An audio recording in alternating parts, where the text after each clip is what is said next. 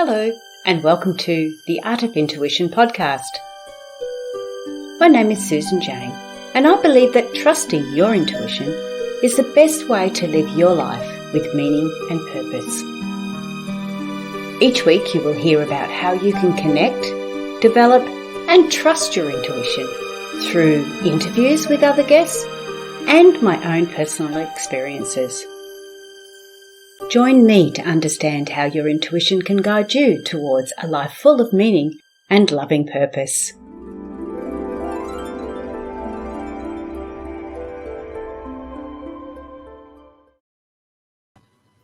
Hello and welcome to the Art of Intuition podcast. I'm Susan James, your host for the podcast, and today we have the lovely Louise James on. Now, Louise has gone through, like most of us, our dramas in life, but we're not like most of us. We actually work our way through them and create a positive out of the negative. So sometimes we need these dramas just so we do that backflip on life and start to move forward in a more positive way. So if you're stuck there, still in the drama, then maybe you need to listen to this podcast a little bit carefully, because Louise has got everything down pat just like that. But no more from me. I'm going to introduce you to Louise. Come on in, Louise. How are you? Hi, I'm good. Thanks so much for having me, Susan. Louise, actually, we tested your microphone before and it was good, but it's gone very quiet. Oh, has it? Oh dear. I can only just hear you. It was okay before. Yes, I'm not sure what's happened there. Apologies. Let me see if I can get it adjusted. I can see that it's. Can you hear me better now? That's better. Yeah, you've just come a bit closer, I think. Yeah, that's cool. You'll get a full frontal face of me now. That's all right. I'll come off the screen soon, and the people on the podcast can't see anyway. That's true enough. So, Louise, tell us about your life. How did you get to where you are now? So I'm, as you can probably hear from my accent, I'm originally from England, although actually I was born on the Rock of Gibraltar, which is south of Spain. My father was a naval man. And I arrived in Australia about 20 years ago, actually this October. I have worked in corporate world and also for a number of not-for-profits, and had a great life through traveling and experiencing different things, but actually came to sort of full stop moment for me in 2015 when I was diagnosed with breast cancer. I'm a single mother with two children, and my children at the time, my son was 11 and my daughter was 9. And we'd moved to the countryside and had settled down here. My son had been diagnosed just about a year or so before then with Asperger's, autism, as it's now called, now that we know how to spell and say the name Asperger's. They've changed the labeling. So we moved down into the countryside. So it was a bit of a shock, I think, at first. I was like, oh my goodness, I feel like I've done my dues in life. And from that experience with breast cancer, I had a roller coaster year of treatments. And I actually found that it was after cancer that when I tried to go back to my old life and my old way of being, that I really started to realize there were lessons I hadn't fully learned from that experience, and that I wasn't really able to move forward until I'd sort of uncovered what perhaps limiting beliefs or old stories that were holding me back from really living my true authentic self. So basically you were diagnosed with breast cancer around the same time your son was diagnosed with Asperger's. He had been diagnosed a couple of years beforehand, a few years before, but I think it was, no one wants to hear this when you are diagnosed with cancer, that, that there's an element of your life, there's a disconnect between your body and mind. And so that's the sort of breaking down within your body. And I hadn't really listened to it. And I'm sure all mothers out there know that you keep going until you sort of collapse in a heap.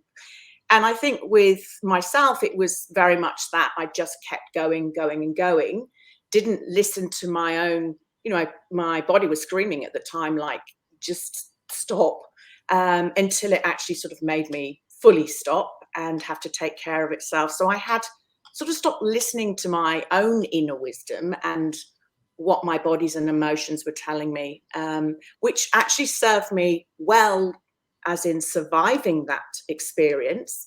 But afterwards, I knew that if I had limited time in life, I really wanted to experience life fully and thrive in life, and that there were things that I needed to do to help me really on that pathway, which is when I started a new way of looking at things and taking a holistic approach in life, restudying holistic counseling, understanding my mind and body connection, really listening to my intuition. And when I was being triggered, what did that mean for me? What was I missing?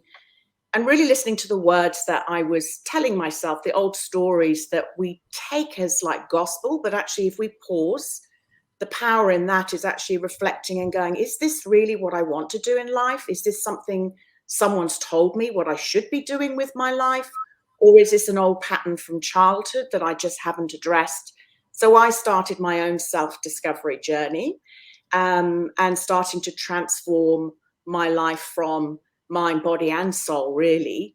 Because I think, one thing that cancer does, it really wakes you up. And if you have a limit with your time, we often don't face that until we are given a life-threatening disease. Is, okay, what do I really want to do? How do I want to live my life fully? So that's where I came to starting that journey. Wow. So you've been diagnosed. I've never had that. So I really don't know what you're going through, so I can only imagine.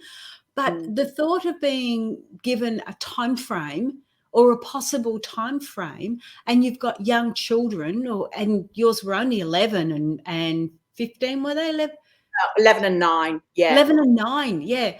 That and a single mum. I guess I didn't put that in, but a single mum, that would have been horrendous. Like, I would think I would have gone into a sort of a bit of a meltdown myself. Is that what you experienced first? Like, what would like if somebody was experiencing exactly that, what is it that they're first going through? Well, I think the first part is shock. And you kind of sort of disassociate. So I remember when I was actually told I had cancer, I had a friend with me. So that's the first thing I'd always say to anyone: take someone in with you, because it kind of hear blah, blah, blah when the doctor's telling you something. And you almost, well, for me, I disassociated with my body. And I remember almost watching what was happening, but not participating in it, not really taking in what was being discussed. Then there was that element of protection mode for the children, not trying to show them, illustrate too much what I was thinking. And so I would have, of course, I had those moments where, I had crying when they were at school. I tried to pack my emotions into little jars and go, I'll review you later. Because when you don't know what time left you have, it actually is a bit freeing, to be honest. And I actually look back on my life and thought, I'm really glad I've got to this point with the children. I've shown them where I wanted to live, that they had the space. And it actually was afterwards where you are during treatment so busy. So I had chemotherapy and radiotherapy, and then I actually ended up having a full hysterectomy. But I was in such a robot. You're on call it the treatment treadmill. You've got your head down, you follow doctor's directions because you want to know you're giving yourself the best chance. But it was on the other side where I call it the cancer circus, where your appointments for seeing specialists become further and further apart. So you're actually, gone from the full job of surviving to, okay, how do I want to live my life? And there is that sort of cloud for the first 5 years, because ironically, I had worked for a cancer organization years before. So it always was spoken of that 5 years is when you counted as a survivor. So I almost was fearful of planning too much ahead of time, just in case I wasn't here. But at the same time is really living fully and enjoying those simple things. So, moments in nature, catching up with friends, just writing. And writing for me and getting the words out and expressing myself was the beginning. And it was from that point that I actually started capturing moments during that time. And then later on, that's when I wrote my book, No Full Stops. And it was a memoir from that year. The children were my litmus test at the time of how I was doing and how well I was. And my son, because he's quite direct in some of his manners, had come in at one point, and I had just heard, and he was trying to calculate my percentage of survival rate. And I was like, what? How are you doing this? And he was very pragmatic with it. I've taken it by the number of women in Australia have cancer. And he came up with a percentage. And he said, and I times it by 1,000 to come up with this percentage. And in my mind, I was going, should be times by 100, not 1,000 to get a percentage. But I was like, don't say anything, because then he'll have his way of thinking that. And my daughter, during that time, and one of the things that I put in the book was a lot of the beautiful notes that she wrote during that time. And her words like follow your dreams and keep being hummus, which she meant humorous. And then there was one line on it that I just had to sort of hold myself in, because she went, I will never forget you. And I was like, I haven't got anywhere yet. Yeah. Hang on. Whoa, lady. Yeah. You're old. What have you heard? So humor helped me a lot during that time. And that comes through, but also the children. And I think it's about being honest with where you are. And I think that's what was very freeing in that time. You become really truthful to who you are. You're not so apologetic. People do allow you a bit more license, I think, at that time. But it's also, it was freeing. And so on the other side, my mental health went down probably afterwards, because you're sort of picking yourself up and going, who am I? Obviously I lost my hair, and that intellectually that's going to happen. But when it does, it was actually the growing back, because when it grew back, they don't put that in the memo, that you never know what your hair's going to grow back like, but it takes so much time to grow back. So at one point I had a strip down the middle of my head that was blank, and then the rest was growing on either side. So I was like, this is like the reverse Brazilian, for goodness sake. And then it started growing really curly and up and out like a big microphone. So I was like, oh, for goodness sake. And you feel very shallow, because you're like, I'm very glad I'm alive. But then you're like, can I just blend in with everybody again? So it was interesting to see how people reacted. And I remember thinking at one point, this summer beanie I was wearing in the dog park, and thinking I looked quite trendy, or feeling a little bit more pepped up. And this man came up to me and said, have you got leukemia? So I was like, oh God, I must look really sick still. But you get through that part. And I think for me, it was being open, being truthful, really expressing what your emotions are. As I say, writing, that journaling and that free writing really helped me just tap back into my intuition and really be honest with what I was feeling and what I wanted to do. So those are some of the things that during that time that really helped me. And I realized that, we get busy with life, and it was actually slowed me down. And then I had to accept where I was and surrendered that my body was not going to snap back quickly, that I would get tired still. And I would just have to be gentle and go gently with myself as I came to the other side. So how long was that process? How long did that sort of take? So you had the healing, or the working on the operations and that real physical aspect. And then you said, like, you were going to lots of doctors and rah. Then you said they started to extend. Yeah. And you've done the chemo. I have no idea on that time frame. Is that like 2 years, 5 years? Like, because you're going through so much that it's a little bit hard to comprehend. Yeah, and I think that the main point I would make to anyone listening, because most of us will have known someone or may unfortunately have experienced it ourselves, is really allowing that person to express what they're feeling, to ask them what they need, and to give them space to explore. In time lengths, it's different from everybody. So I never knew. I'd heard of chemotherapy. I mean, my baseline was, films that I'd watched. There are some chemotherapies you don't lose your hair. My chemotherapy, I had 2 different types. One of them required me to paint my nails black before each treatment so that the nail bed wouldn't lift off. And there used to be an ice cap you could wear. It wasn't available where I was being treated, but there are some places that do that. So it's never to really assume that what someone is going through, even if you've gone through cancer, is the same experience. So allow them. So I would say, if I had to relate it to your audience, it's like COVID. We may have all gone through the same experience, but our individual experience of that will be very different. So it's like grief. There's a lot of buzzing around you when you first get diagnosed, and then when you've had the funeral, you've just got your focus to get to that point. That's your destination. And then after the funeral, everyone rightly carries on with their lives, but you're left going like, what was the meaning of that? How do I carry on now? What have I learned from that? And what do I do moving forward? So I think that because I had this perception, I just needed to get to 5 years.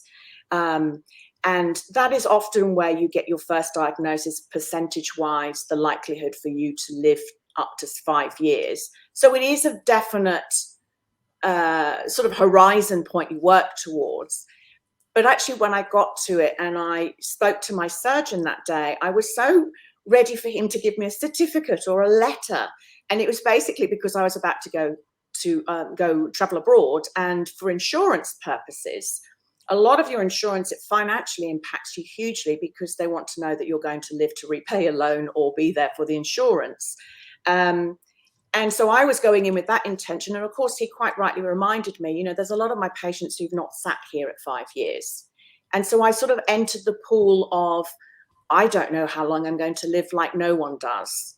But what I did want to do is I didn't want anyone to miss an opportunity and have to wait to a life-threatening illness before they really lived fully and what they wanted to do for their authentic selves to be revealed in both their personal and professional lives. And that's why I created the business that I'm creating is Create Full Life, is a pun on, being grateful that I've got this life, but I want people to help them on their journey to create a full life that's meaningful to them. Because what might be for me really important, and I have a client who loves running, and for her that's like breathing, and for me that is just a nightmare. I'd rather go walking or explore something, but running and my knees, and as you know, we spoke before, unfortunately I fell over and twisted my ankle at the weeding, and because I've got osteoporosis as part of from the cancer med, I'm unfortunately fractured my foot. So I've got this rather beautiful, thankfully you won't be able to see it on the podcast, big boot I'm wearing at the moment. So it puts life in perspective, and it's finding that joy and that meaning for yourself each day, and surrounding yourself with beautiful people that support you and that you can support them. I think that's really important in life. Yeah. Before we go any further, Louise, I just want to let people know, because they've got an understanding of what you've gone through, and they're getting a better knowledge of who you are and what you mean to them. So I want to let them know about your website, which is louisejames.com. So it's LOUISE James, JAMES. .com. So if you want to connect with Louise there, you can do that there. So if you've got a story that you want to get an understanding of, or you've got questions you want to ask, she's there for that. Or you can contact her on her email, which is louise@louisejames.com. So louise@louisejames.com. Yeah. And I just wanted to put that forward because we've got a little ticker tape running on the video, but of course the podcast don't see that. Now, back to you. What I want to ask is, your book is called No Full Stops, a memoir. What on earth is full stops? So for me, I thought that cancer was going to be my full stop to my life script. This is it. This is the end. I lost all certainty of what I knew before and what I thought I was going for with life. I wasn't sure if I was going to be living to see my son start high school, and I'm delighted to say that I'm surviving now the teenage years with both my children are 17 and 15 now. I've just seen him graduate from high school.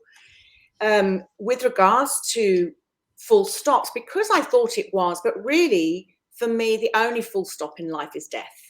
And I saw that that was a possibility in my diagnosis. I actually, in 2018, a few years after I'd gone through my treatment, I sat with my father whilst he, the last 4 hours as he passed away. And it took away a lot of the fear of passing. But for me, it was that again, as I said before, is not living your authentic self or not being true to who you are is probably the greatest gift I could give people, a sense of looking for their purpose and meaning to their own individual life, and showing up fully as themselves. And that means we do often have to look at the bits that, the shady parts of us that we don't always want to admit to ourselves, but actually facing those helps us understand how we behave in life, how we react to people. And it's really just a question of not judging or shaming ourselves or making us feel guilty for the person that we are, but embracing all those sides. So for me, the full stop moment I thought was cancer, but actually it's about living with no full stops, because we all have pauses and stops along the way. You know, when I was no longer with my children's father, my son's diagnosis, my diagnosis, when we move house, divorces, COVID at the moment for people will be, you know, they might have been retrenched or financial crises. It's not the circumstances we go through in life that's the important part. It's how we go through those, what we learn from them, and what we take forward. And for me, that's where I always say there's a big power in the pause. It's really stopping, regrouping ourselves, reflecting what's happened, not dwelling on what's happened, and then taking that learning forward and really tapping into our own intuition of what is meaningful for us, and creating that, more of that in our daily lives, but also what we might want in our future. So that's where I mean with the full stops. And I think the first part is by sharing our stories and expressing them without judgment, and being brave and courageous to be vulnerable helps us connect with other people. It's very healing for the person telling it, but also for other people. It can be they don't feel so alone. And that was one of my purposes with the book, because you are surrounded by support, but it can be a lonely path to tread, because you can't, unless you talk to someone who's in that stage. It's a bit like if you have, you know, when you're in the mothers group, you know, you're in those friendships you join with those early days of childhood, because everybody might have experienced childhood, but when you're in the trenches, living it day to day, it's actually having that relatable sphere of support where you can freely say, this is not a good day, or I'm feeling really sad, and allowing yourself to have that feeling and release it. That's really important. So by sharing our stories, we can connect, we can heal, but we can also grow and learn from other people's experiences. And I hope be a bit more compassionate in the world. We all have human elements, and I think that is part of why the book resonates. Is it's not just a cancer story, and it is part for people who might be going through it, but for carers as well. But it's also a human story. You know, there's family dynamics, you know, the children, how you deal with those sort of situations, and humor.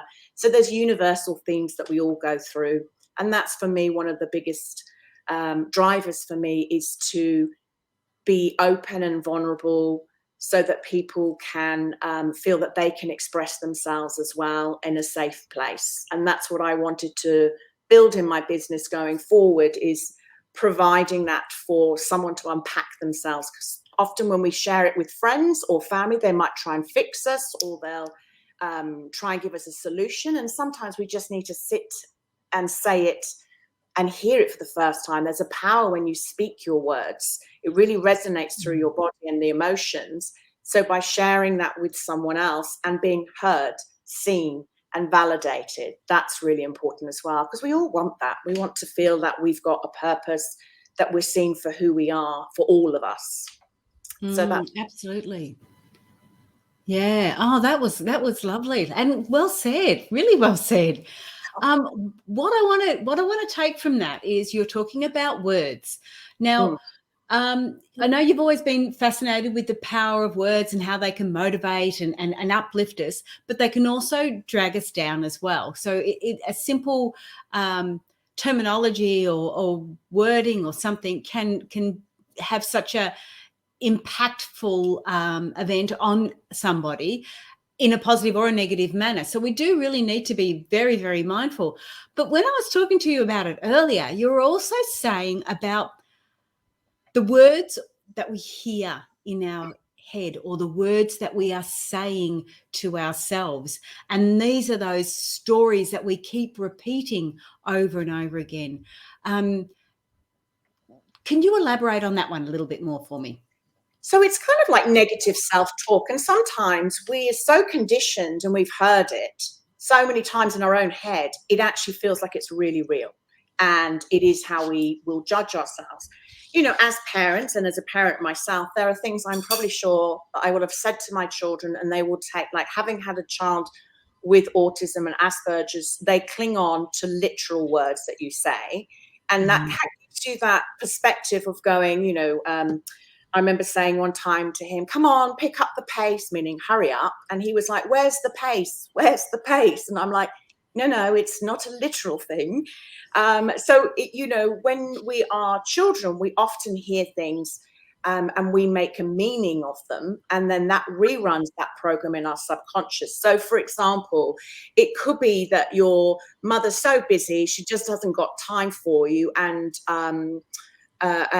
you're being noisy and they're just like, just stop talking about yourself, or you're being too noisy. And that story goes in your head like, I'm too noisy, I talk too much.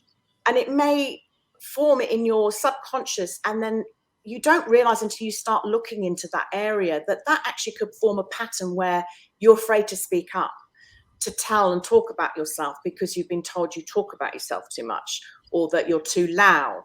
We have those incidences and we don't often, as adults, correlate that that's actually what's still happening, because our subconscious is like 95% running, you know, on a program every day, and only 5% of what we're aware of what we're saying.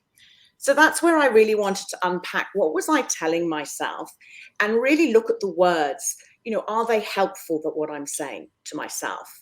Are they negative or positive? Do they move me forward to what I want to do, or are they holding me back? Are they my own words? Do they sound like something someone else has said to me before? I've heard before from a family member that you'll never make money from writing. But I've always written, and I've always written for marketing and business development in corporate life before I even wrote the book.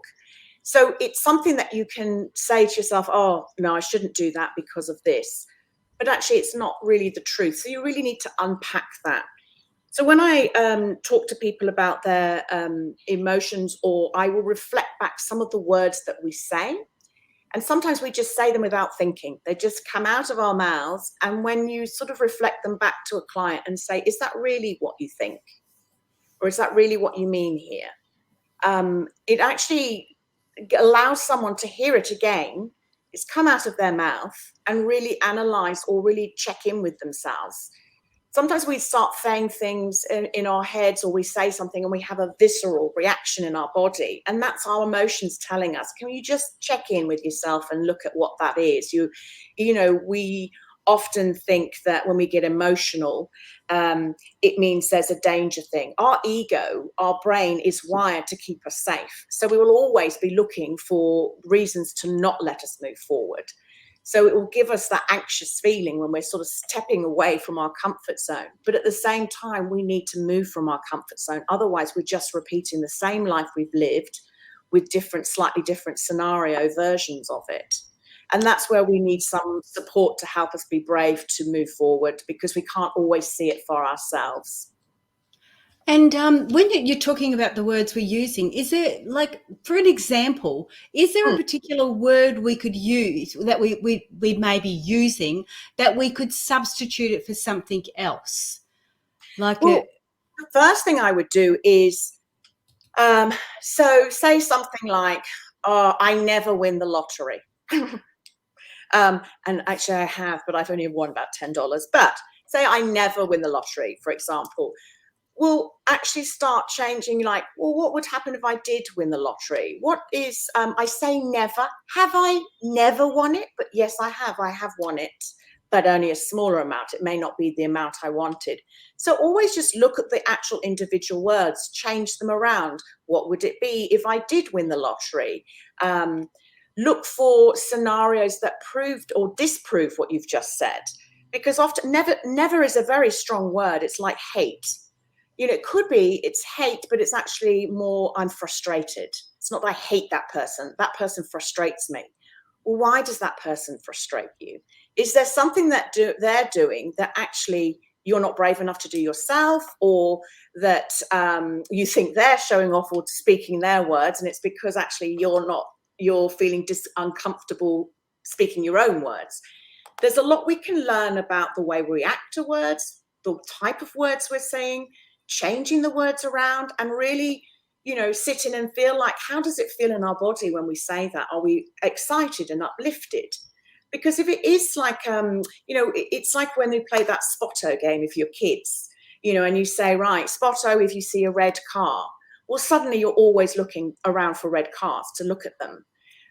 So if you've got negative thinking, you'll always be looking out for negative things to reconfirm what your belief is.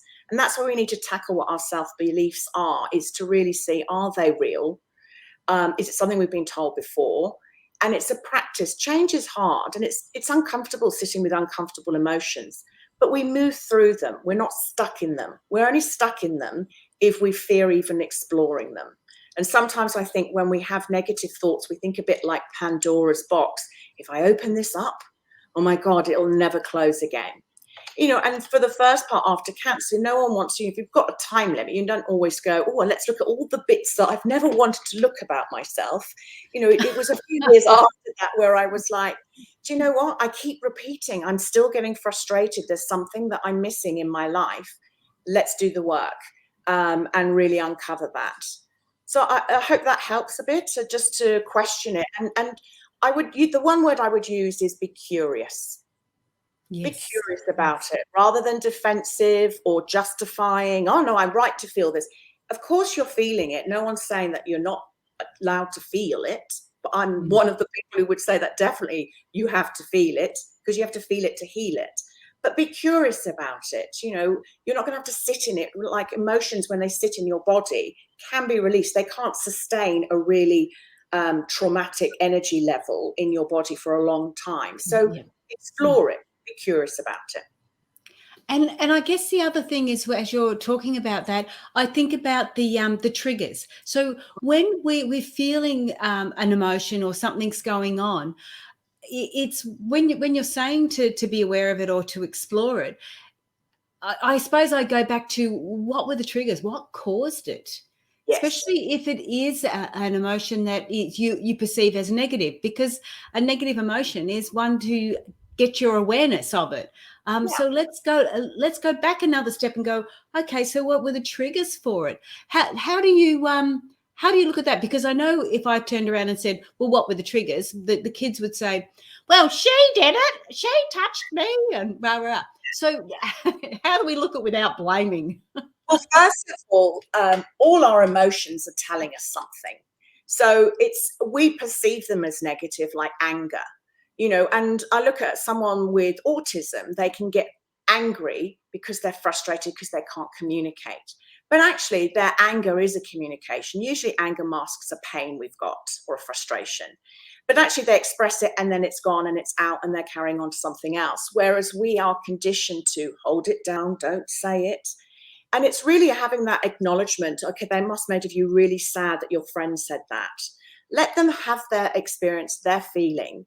But when we're older, there's actually a modality that I have become a practitioner with. It's called self-directed healing. And one of the things that we do is get the clients to really go back into their bodies, really experience where the feeling, when they've got a trigger, we're looking for triggers. We're using it as a detective.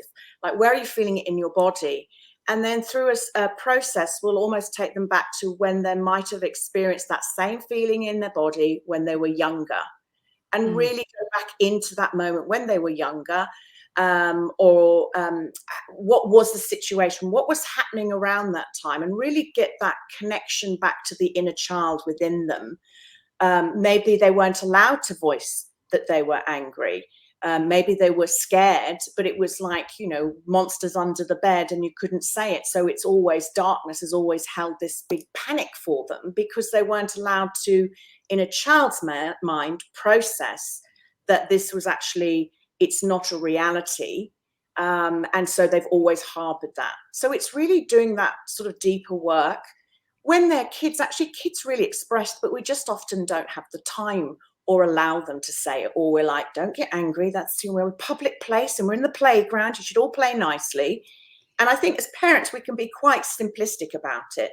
We can almost say, and we'd never say to an adult, oh, that's a girl, she's 8 years old, off you go and play. But we do it with our kids, just go and play with that person. We don't allow them to go, actually, let me find out, I like this type of play and they like rougher play, or, to allow them to have their own experiences and share that and learn from each other. We often try and cookie cutter everyone. And there's something that I've learned about myself through my son is I'm not cookie cutter. And so I like to work with people and tailor my approach to what their needs are and what their requirements are. Because we can't blanket everyone and say, when this happens, you'll feel this. Which is like in grief. It's a cycle that people go through, but how they react to it, there are other people who are judging and go, oh, I don't know that. She's dating now. She should be grieving still. But we don't know what's happened behind the scenes or how long that person's grieved for already. So it's just being less judgmental, more open communication, and allowing people to express how they want to. Now, not everybody is going to want to write down or journal. They might want to vision board or an art therapy piece where they can draw and express themselves. So with kids, it's through play. Often when you're doing counseling with children, it's through play and interaction. And that's where someone's allowed to freely express and they're tapping into their intuition naturally. That's often where we get those nuggets coming out and going, this is the trigger and this is where it's come from. And we can help them process it and make those dots together. And that's the same with adults. Yeah. Wow. I love that. So we're getting a little bit low on time now, Louise, and I do want to talk about your book again, because it is an Amazon bestseller and it is called No Full Stops, a memoir. And you can actually get it on the website, which is called nofullstops.com, or again, louisejames.com as well. So you can get it from both of those.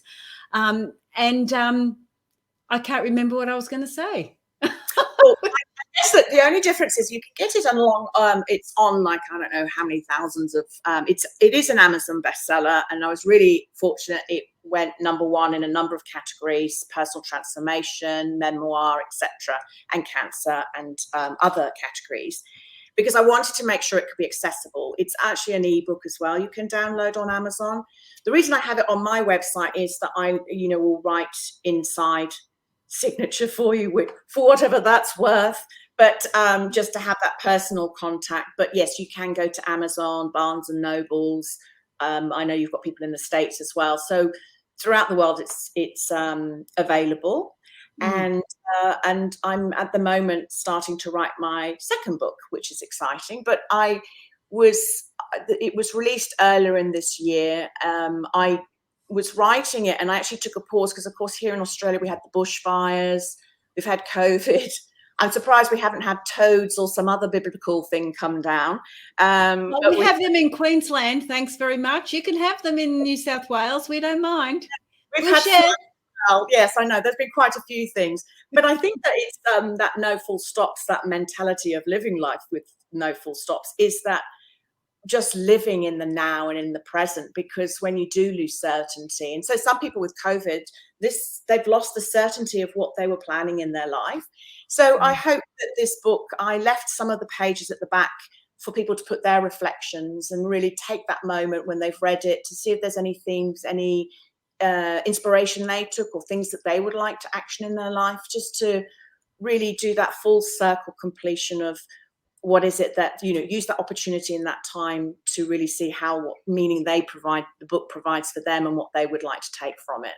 So delighted if it gets into whoever needs to have it. I've had some lovely feedback from both people who have had cancer, who might have said, I wish this is something that was available to people when I was going through it, and carers, and also people who haven't had cancer and have just enjoyed laughing at me, probably.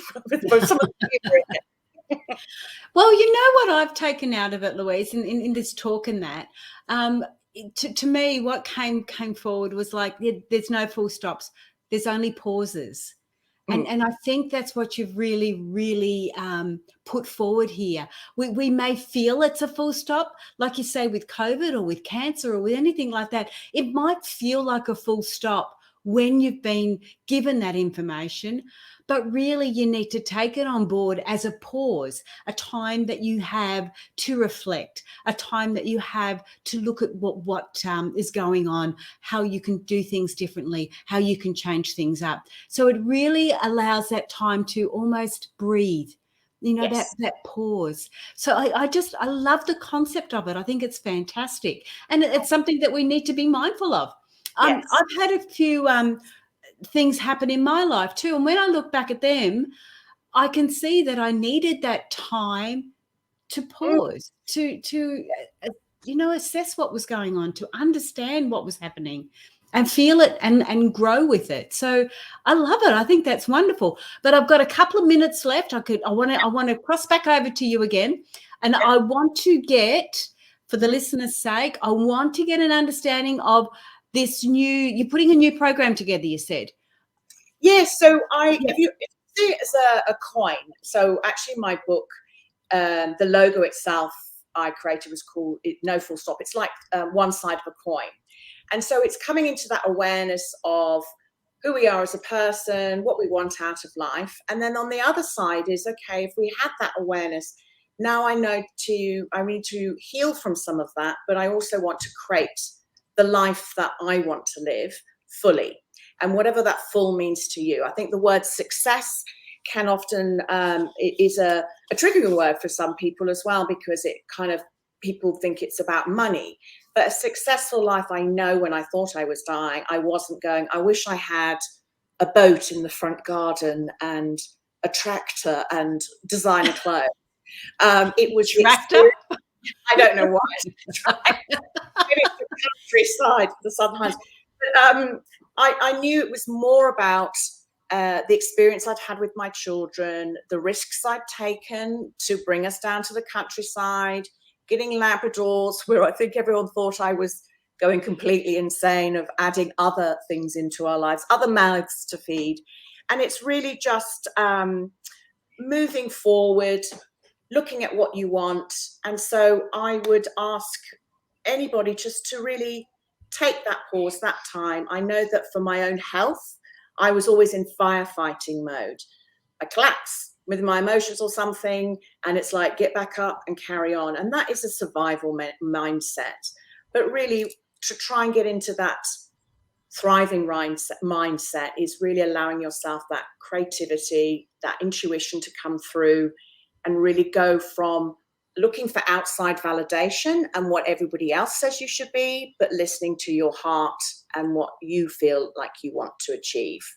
So that would be what I would suggest. And it's all about perspective. There's always someone, I always say to my kids, someone who's worse off than us and someone who's better off than us.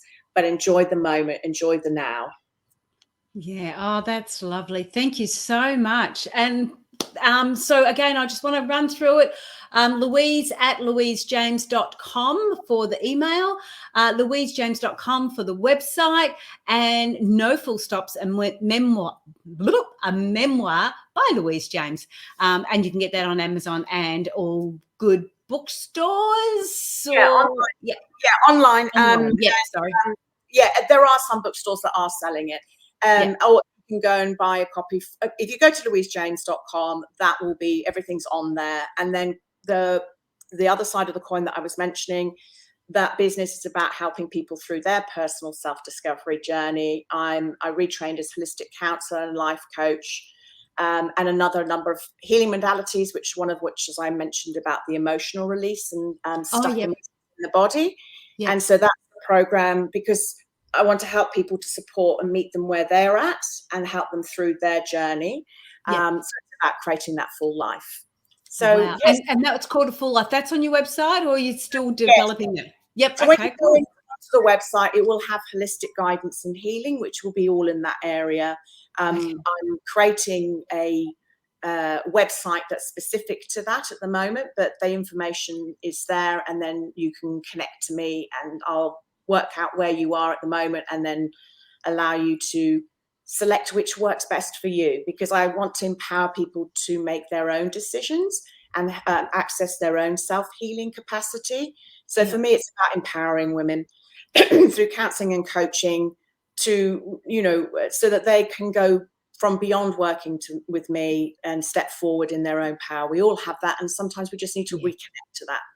Absolutely. Absolutely. Totally agree. Well, thank you so much for being on the show. I really enjoyed it. Again, if you want to connect with Louise, you've got all the details there, and she can help you through different things like that. We'll close it at there. I will say goodbye. Thank you again for being on the show. I will chat with you after. Don't go away. I will chat with you after that. Is there one more last thing you want to put forward before you go? I just want to encourage everybody to know that whatever they're feeling and going through at the time, don't let that circumstance stop you from moving forward. Just allow yourself to feel it, to heal it, and keep moving forward. Life's a beautiful thing to embrace, and just hold everyone close to you, and lots of love to everyone. So thank you very much. Thank you. Wow. Thanks, Louise. That was amazing. And like so insightful. It really makes a difference when we can get that understanding from other people of what you're going through or how you can help somebody else if they're going through it. And like Louise said, allow them to speak, allow them to say what they need to say. You don't necessarily have to fix them or respond or anything else, but just give them that space. I think it's a safe space. That space to pause, as Louise said. There is no full stops. It's a time to pause and keep going. I love that. So if you want to connect with her, you know where to do that. Me, on the other hand, if you want to connect with me, it's Intuitive Personal Development Facebook group. I do live readings on there. Or, of course, subscribe to the podcast. Why not? Or the web TV show. So that's me for today. I will have a great 2022. I will be seeing you anyway, but a great 2022 and a happy new year. And we will chat with you very, very soon. Okay, bye for now.